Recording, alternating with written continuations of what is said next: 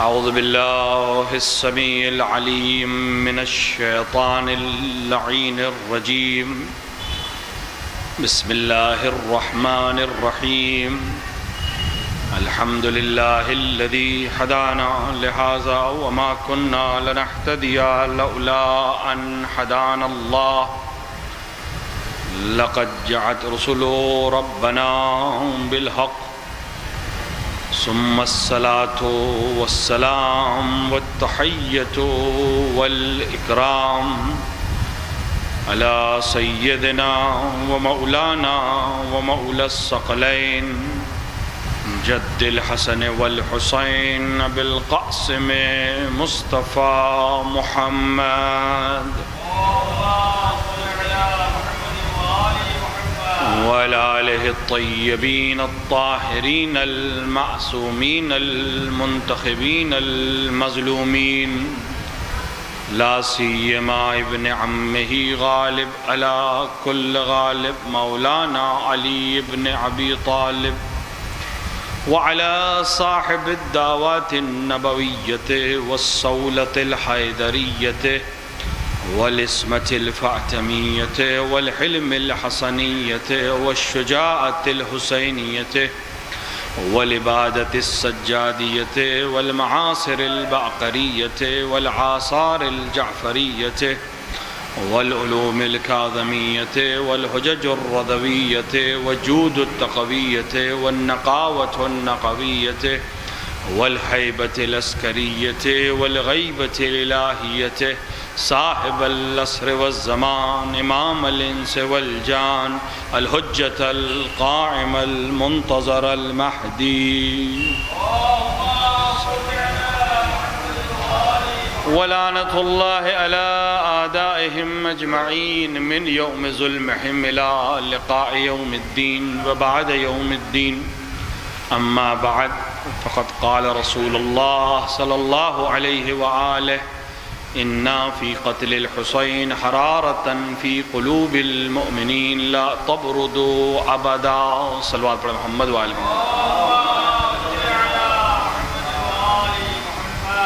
اور باب اعظم ماتمداران سید الشہداء ختمی مرتبت حضرت محمد مصطفیٰ صلی اللہ علیہ وآلہ کی حدیث مبارکہ جس میں آپ نے امام حسین کی شہادت کے سلسلے سے یہ جملہ ارشاد فرمایا کہ یقیناً قتل حسین سے مومنین کے قلوب میں ایسی حرارت پیدا ہوگی جو کبھی ٹھنڈی نہیں ہوگی۔ اس حدیث کے ذیل میں کچھ گفتگو پہلی محرم سے آپ کے سامنے پیش کی گئی اور آج اس کے آخری مرحلے میں کچھ معارضات آپ کے سامنے اس مختصر وقت میں پیش کرنے ہیں، کیونکہ ظاہر ہے کہ شب عاشور ہے، بہت سے شہر میں پروگرامز ہیں، بہت سادہ پروگرامز ہیں الحمدللہ، اور یہ سب سید الشہداء کے پروگرام ہیں، کسی کا اپنا شخصی یا ذاتی پروگرام نہیں ہے، سب امام حسین کے لیے اور ان کی عزاداری سے ہے، لہٰذا اس کو بھی مد نظر رکھتے ہوئے اور شب عاشور کی جو مناسبتیں ہیں اور جو عظمتیں ہیں اور جو مصیبتیں ہیں ان کو بھی مورد نظر رکھتے ہوئے کچھ چیزیں بس آپ کے سامنے خلاصے کے طور پر کہ ہدف امام حسین علیہ السلام کی عزا اور یہ فرش عزا جو ہمیں خداوند عالم کی طرف سے نعمت کی شکل میں ملا ہے، جو یقیناً کسی اور قوم کے پاس نہیں صرف ہمارے پاس ہے، اور ہماری ذمہ داری ہے کہ ہم اس کو بخیر و خوبی اگلی نسل تک پہنچائیں، اور شکر نعمت سب سے بہترین شکر نعمت اس نعمت سے صحیح استفادہ ہے۔ امام حسین کی فرش عزا بہترین ذریعہ ہے کسی بھی عبد کی معرفت کے لیے، کسی بھی بندے کی معرفت کے لیے، کسی بھی عظمت تک پہنچنے کے لیے، انسان کو کمال تک پہنچانے کے لیے، اور خداوند عالم نے انسان کی خلقت پر جو فقر و مباحات کیا تھا اس انسان کامل تک پہنچنے کے لیے اگر کوئی درسگاہ ہے، کوئی یونیورسٹی ہے، کوئی کالج ہے، کوئی ایسی جگہ ہے جہاں ہر ایک کو اس مقام تک پہنچنے کا درس دیا جا سکتا ہے تو وہ فرش عزائے حسین مظلوم ہے کہ اس کے علاوہ کوئی جگہ ایسی نہیں ہے جہاں سب کو درس دیا جا سکے. ہر صنف کے لیے دروس موجود ہیں، اسکولز ہیں، کالجز ہیں، یونیورسٹیز ہیں، لیکن ہر جگہ کی اپنے شرائط ہیں. کہیں کچھ جا سکتے ہیں، کچھ نہیں جا سکتے، کہیں دوسرے جا سکتے ہیں، وہ نہیں جا سکتے. لیکن یہ فرش ازا ہے کہ جہاں کوئی بندش نہیں ہے، یہاں ماں کی آغوش میں ابھی شیرخوار بچے بھی آ سکتے ہیں، اور بوڑھے سے بوڑھا شخص جس کو دنیا کی کوئی یونیورسٹی ایڈمیشن نہیں دے گی وہ بھی اس درسگاہ میں بغیر کسی پابندی کے، بغیر کسی بندش کے آ سکتا ہے، اور یقیناً کچھ نہ کچھ یہاں سر حاصل کر سکتا ہے. یہ تمام چیزیں جو یہاں سے بیان ہوتی ہیں، جو علماء و واعظین و خطباء و ذاکرین اور مرثیہ خان اور نوحہ خان اور سلام پیش کرنے والے شعراء پیش کرتے ہیں، یہ سب معرفت کے علاوہ کچھ نہیں ہے. اور اگر ہم معرفت کو خلاصہ کریں، خداوند عالم نے انسان کو جو خلق کیا ہے وہ اپنی عبادت کے لیے خلق کیا، اور عبادت بغیر معرفت کے ممکن نہیں ہے. جب تک کسی کو پہچانیں گے نہیں اس کی عبادت نہیں کی جا سکتی اور اس کی اطاعت نہیں کی جا سکتی. اگر ہم بغیر پہچانے عبادت کر رہے ہیں تو پھر عبادت کا حق ادا نہیں ہو سکتا. پہلے پہچاننا ہے، پھر عبادت کا حق ادا ہو سکتا ہے. خداوند عالم کی عبادت مقصد ہے بشریت کی خلقت کا. خود خدا نے فرمایا قرآن مجید میں کہ میں نے جن اور انس کو خلق نہیں کیا مگر یہ کہ وہ میری عبادت کریں. یہ عبادت بغیر معرفت کے ممکن نہیں ہے. جب تک پہچانیں گے نہیں وہ عبادت نہیں ہو سکتی جو عبادت کا حق ہے. اس معرفت کے لیے خداوند عالم نے ایک سلسلہ پیدا کیا جو انبیاء اور اولیاء اور ائمہ کا سلسلہ ہے، تاکہ وہ انسانوں کو معرفت کرائے اس خدا کی جو خالق ہے، جس کے لیے اس دنیا کو بنایا گیا، جس نے اس دنیا کو بنایا، اور جو اپنی عبادت کے لیے انسانوں کو خلق کر رہا ہے. تو معرفت کے مراحل کیا ہیں یہ بس تھوڑا سا آپ ہم سے سن لیں. خود رسول اکرم صلی اللہ علیہ وآلہ وسلم نے جناب ابو ذر غفاری سے ایک بہت طولانی بہت تفصیلی حدیث ہے، اس میں فرمایا کہ معرفت کا پہلا زینہ، پہلا درجہ، پہلا مرحلہ اللہ کو پہچاننا ہے اور اس کی عبادت کرنا ہے. اور یہ مرحلہ ممکن نہیں ہے دوسرے مرحلے تک اگر نہیں پہنچا انسان، اور وہ کیا ہے؟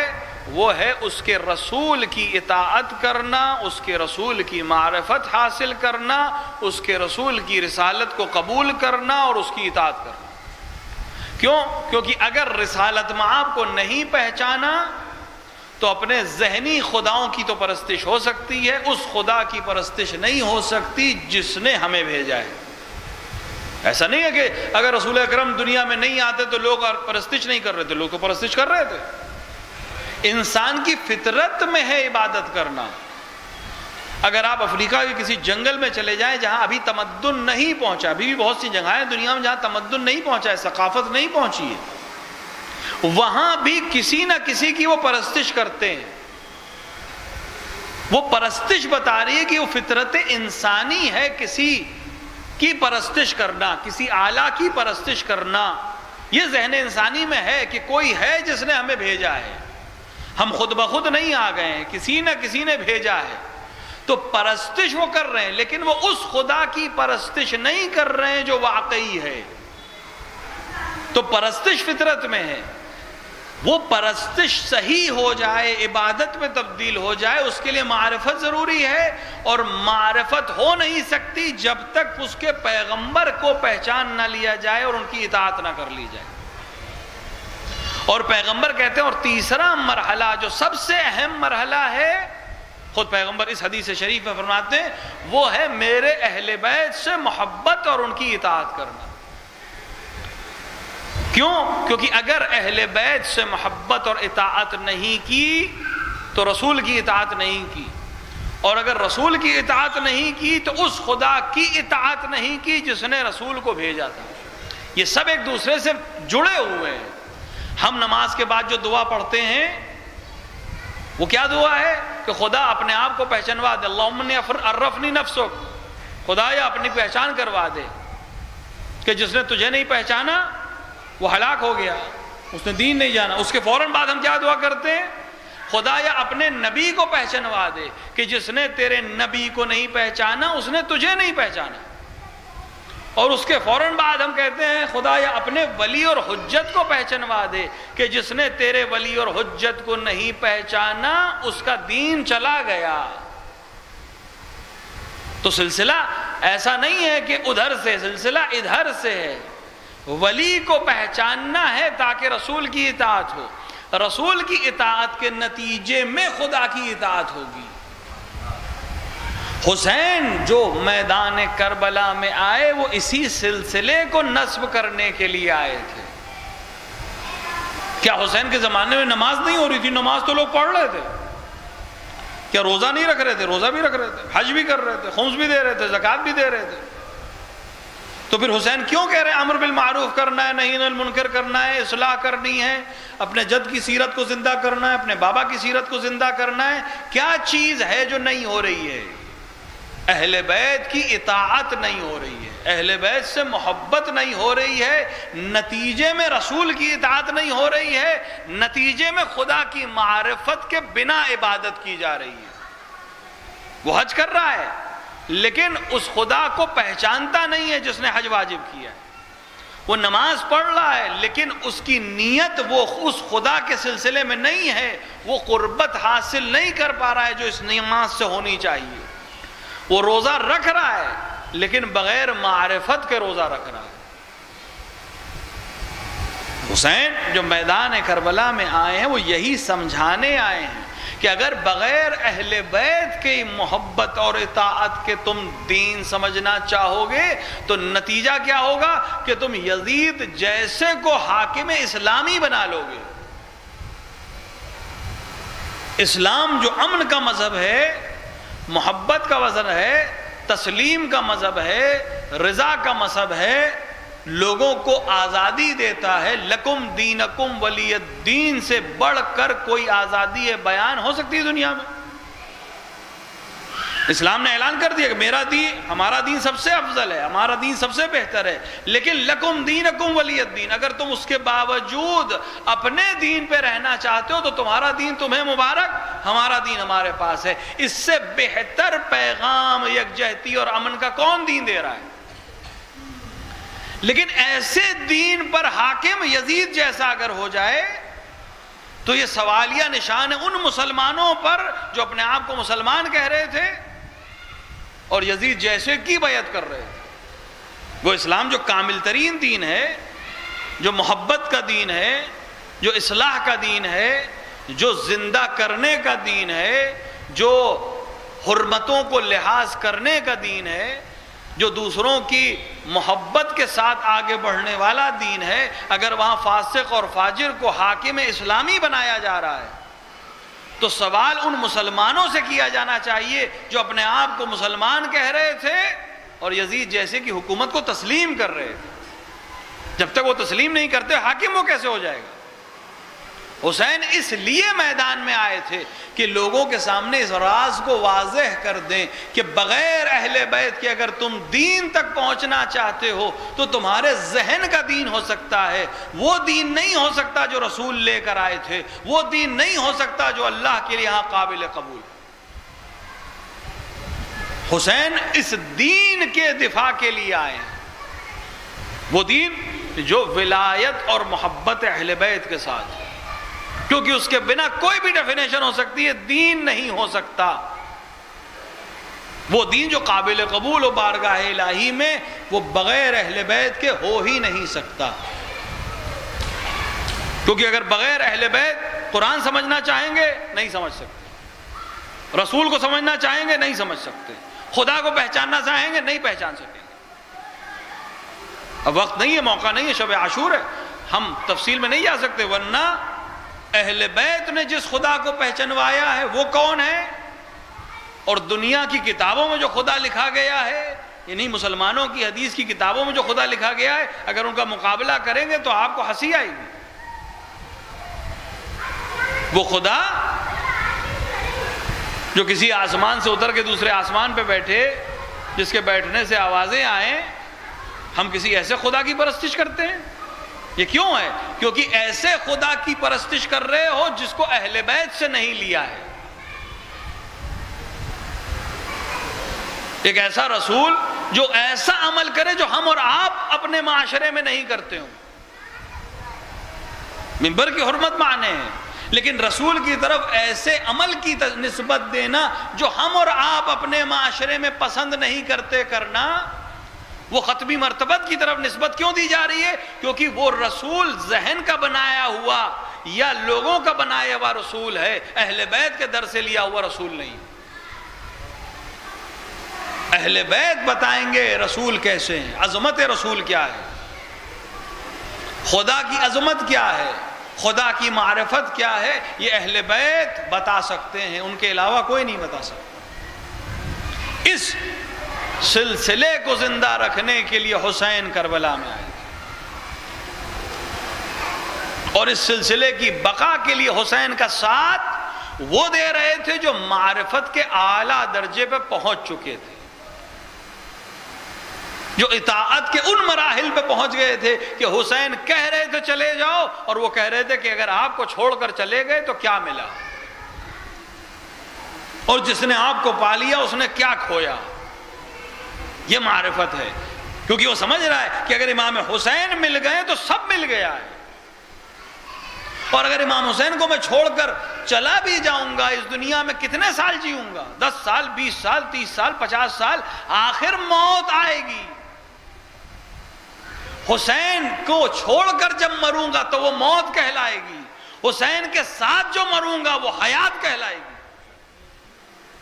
اور انہوں نے اچھا سودا کیا تھا، کیونکہ اگر حسین اس دن جو زندگی دے رہے تھے اس کو وہ لے لیتے جو دنیاوی زندگی تھی تو دنیا میں کتنے لوگ ان کے نام یاد رکھتے، تاریخ کی گرد میں دب کے رہ جاتے. لیکن حسین نے کے ساتھ جسے دنیا موت سمجھ رہی تھی وہ جانتے تھے یہ موت نہیں ہے، یہی تو حیات ہے کہ ہم ظاہری طور پہ روز عاشور قتل کر دیے جائیں گے، لیکن سن 61 ہجری کے قتل ہونے کے باوجود صدیاں گزر جائیں گی، صرف عرب کے لوگ نہیں، عجم کے لوگ نہیں، دنیا کے ہر کونے میں جہاں جہاں حسین کو یاد کیا جائے گا ہمیں بھی یاد کیا جائے گا، کیونکہ حسین زندہ ہیں ہم بھی زندہ رہیں گے. اللہ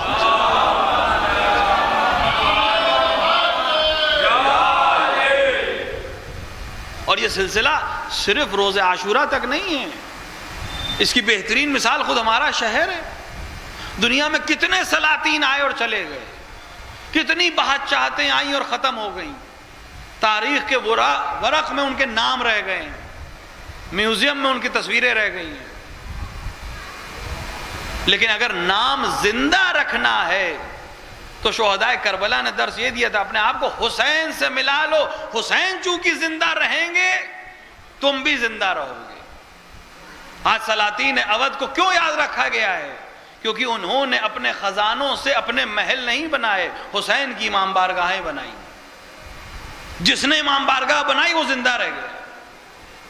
حسینیہ امام کے لیے بنایا تھا، لیکن حسین نے اس طرح سے نوازا کہ حسینیہ امام کا ہے، نام آصف الدولہ کا رہے گا،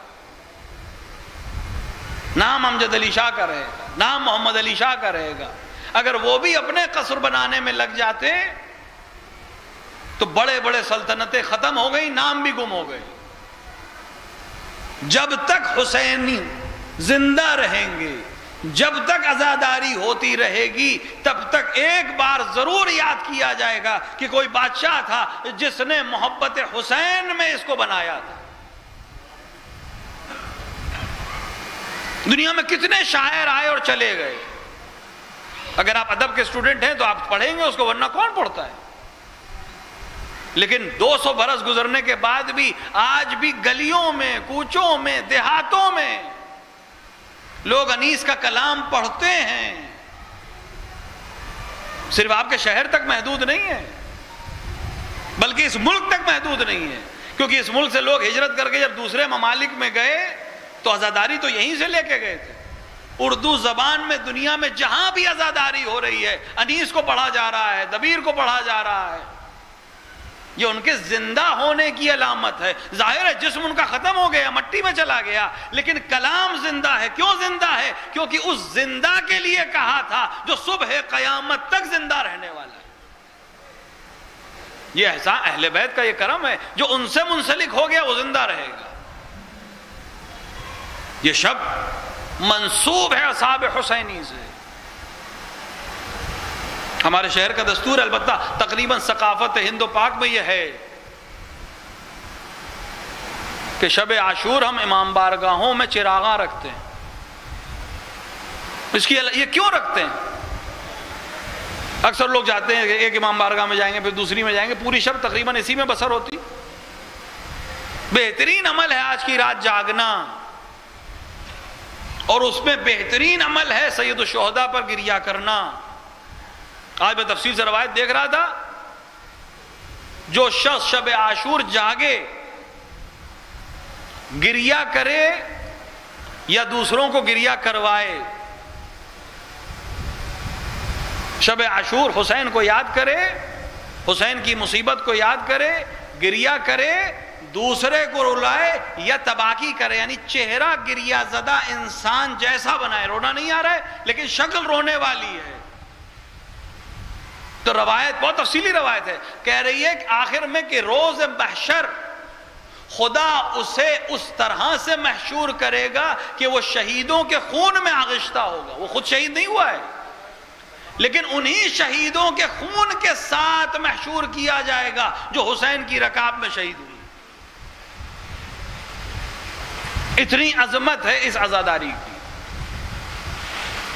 تو امام بارگاہوں میں ہم جو جاتے ہیں, کیوں اس امام بارگاہ کو ہم شب عاشور روشن رکھتے ہیں؟ یہ علامت ہے, ظاہر علامت ہے, ہر چیز علامت ہے کسی چیز کی. یہ آگ جو روشن ہے جس کے اوپر عزادار ماتم کرتے ہیں, یہ اپنے آپ کو مماسات, ایک لفظ ہے مماسات کرنا, یعنی اپنے آپ کو اس عمل کے نزدیک لے جانا جس پر محبوب گزرا. کہ اگر حسین کے خیموں میں آگ لگی تھی اور حسین کے بچوں کو آگ پر سے گزرنا پڑا تھا, تو ہم کچھ دیر کے لیے آگ پر سے گزر کر اپنے آپ کو محسوس کرائیں. یہ تو ان کی محبت ہے کہ وہ ہمارے عزاداروں کو جلنے نہیں دیتے. یہ ہمارے جوان جو ماتم کرتے ہیں, چھریوں کا ماتم, قما کا ماتم, اللہ ان سب کو سلامت رکھے, یہ مواسات ہے, اپنے آپ کو نزدیک کرنا. آج صبح زخم لگ گیا ہاتھ میں, پٹی باندھ کے ہم بیٹھے, کسی نے کہا بہت گہرا زخم تھا,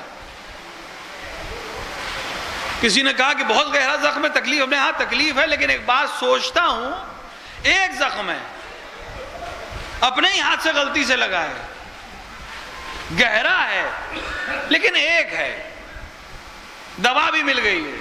میرے آقا کے بدن پہ 950 زخم تھے.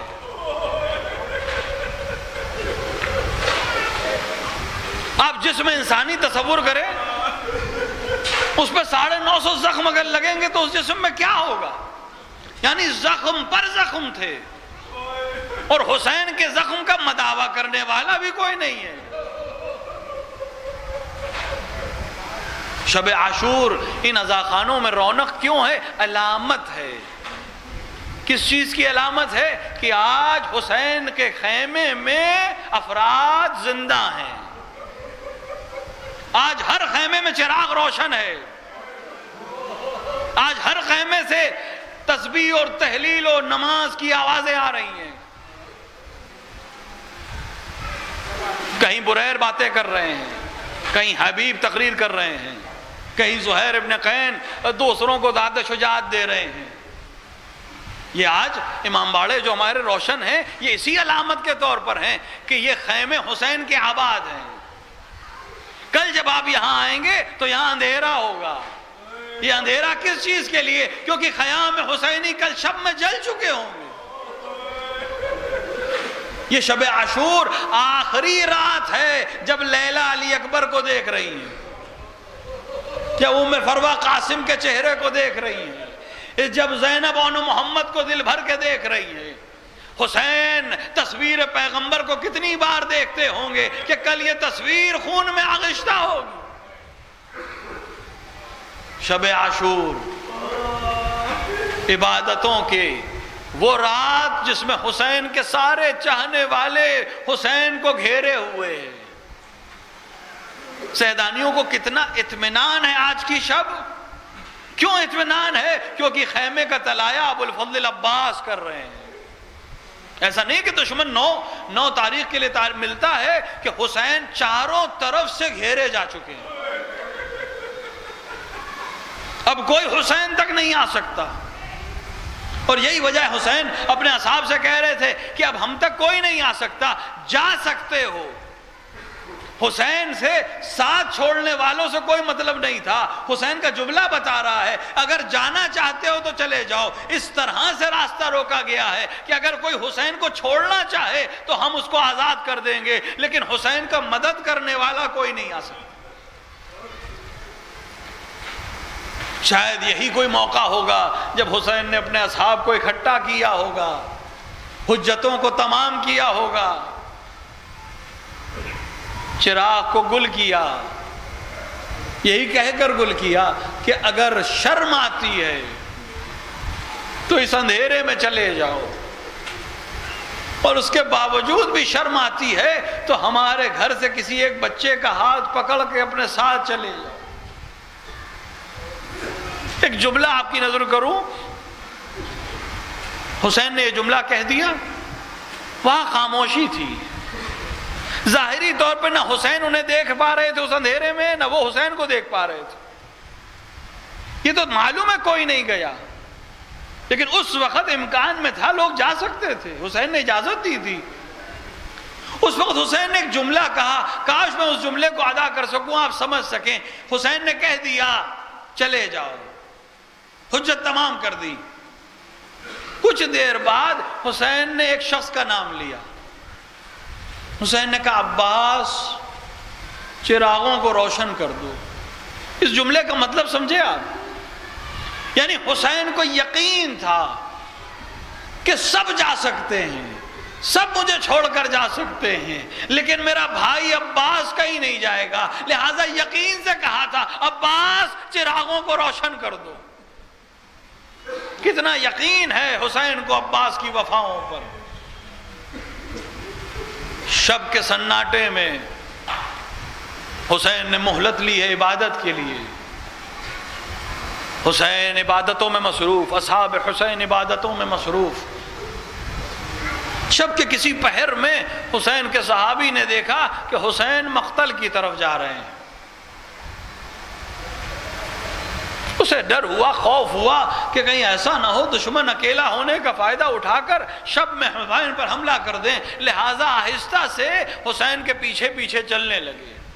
دیکھا ایک مقام پر امام بیٹھے، کچھ گرد ہٹائی، کچھ خش و خاشاک ہٹائے، کچھ دیر گفتگو کی، نہیں سمجھ میں آیا امام کیا کہہ رہے ہیں. اس کے بعد حسین اٹھے، آگے بڑھ گئے، پھر کسی مقام پر رکے، پھر خس و خاشاک کو ہٹایا، کانٹوں کو دور کیا، اس زمین کو صاف کیا، کچھ دیر کھڑے رہے، پھر آگے بڑھ گئے. اس اثناء میں ایک بار حسین کو محسوس ہوا کہ پیچھے کون آ رہا ہے. روایات میں اختلاف ہے کہ یہ شخصیت کون ہے، لیکن حسین نے جب پوچھا کہ کون ہے، انہوں نے اپنا نام بتایا. میرے پیچھے کیوں آئے ہو؟ کہا آقا آپ اکیلے جا رہے تھے، مجھے لگا دشمن حملہ نہ کر دیں، لہٰذا آپ کے پیچھے ہو لیا. کہا آ گئے ہو تو اب ساتھ چلو. کہا آقا آپ اس مقتل میں، اس اندھیرے میں کیا کر رہے ہیں؟ دشمن ہر طرف سے گھیرے ہے، کبھی بھی آپ پر حملہ ہو سکتا ہے. کہا ہاں میں اس مقتل میں آ گیا، کل میرے چاہنے والے اسی مقتل میں جام شہادت نوش کریں گے. میں آ گیا کہ جب وہ زمین پر گرے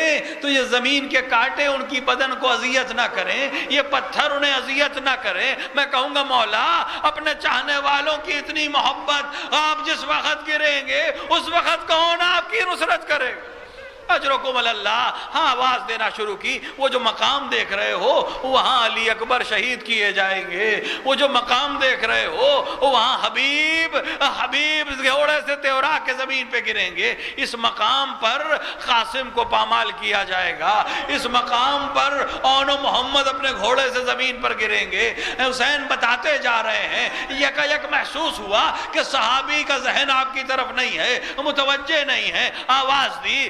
دوسری دوسری آواز دی، ظاہراً نافع ہیں، نافع کو آواز دی، نافع تم سن نہیں رہے ہو؟ کہا آقا آپ جب گفتگو کر رہے تھے مجھے یہاں نشیب سے کسی ضعیفہ کے رونے کی آواز آئی، آقا مجھے معاف کیجئے گا میں آپ کی طرف متوجہ نہیں ہوا، لیکن اس آواز میں بہت درد تھا آقا، بالکل ایسے جیسے کوئی بوڑھی ماں اپنے جوان پر روتی ہے۔ حسین نے کہا اے نافع یہ کوئی اور نہیں میری ماں فاطمہ ہے جو مدینے سے میرے ساتھ چلی ہے، جب روز عاشوراء میں گھوڑے سے نیچے گروں گا، سمر سینے پہ سوار ہوگا، کوئی میرا ساتھ دینے والا نہیں، صرف میری ماں ہوگی جو دامن کو پھیلائے ہوگی اور کہہ رہی ہوگی حسین صبر کرنا، زہرا تمہارے ساتھ۔ وَسَيَعْلَمُ الَّذِينَ ظَلَمُوا أَيَّ مُنْقَلِبٍ يَنْقَلِبُونَ إِنَّا لِلَّهِ وَإِنَّا إِلَيْهِ رَاجِعُونَ رِضًا بِقَضَائِهِ وَتَسْلِيمًا لِعَمْرِهِ۔ خدایا شب عاشور ہمارے اس عمل کو قبول فرما، خدایا ہمیں توفیق عطا فرما کہ ہم عزاداری کی نعمت سے صحیح استفادہ کر سکیں، خدایا ہمیں توفیق عطا فرما کہ ہم عزائے مظلوم کربلا کو صحیح طریقے سے برپا کر سکیں، خدایا ہماری اس تحفے عزا کو، ان آنسوؤں کو دامان زہرا میں جگہ عطا فرما، خدایا دنیا اور آخرت میں ہمیں اہل بیت سے کسی آن جدا نہ فرما، ہماری زندگی میں قبر حسین کی زیارت اور آخرت میں شفاعت حسین سے بہرہ مند فرما، خدایا تجھے عظمت شب عاشور کا واسطہ، تجھے شب عاشور کے نورانی خیموں کا واسطہ، اور تجھے شام غریباں کے جلے ہوئے خیموں کا واسطہ، تجھے ان عزاداروں کے آنے والے اشکوں کا واسطہ، ان حسینیوں کی رونق کا واسطہ، منتقم کربلا کے ظہور میں تعجیل فرما، ان در ظہور اپنے امام کو پہچاننے ان کی نصرت کرنے کی توفیق عطا فرما، ربنا تقبل منا انک انت السمیع الدعاء۔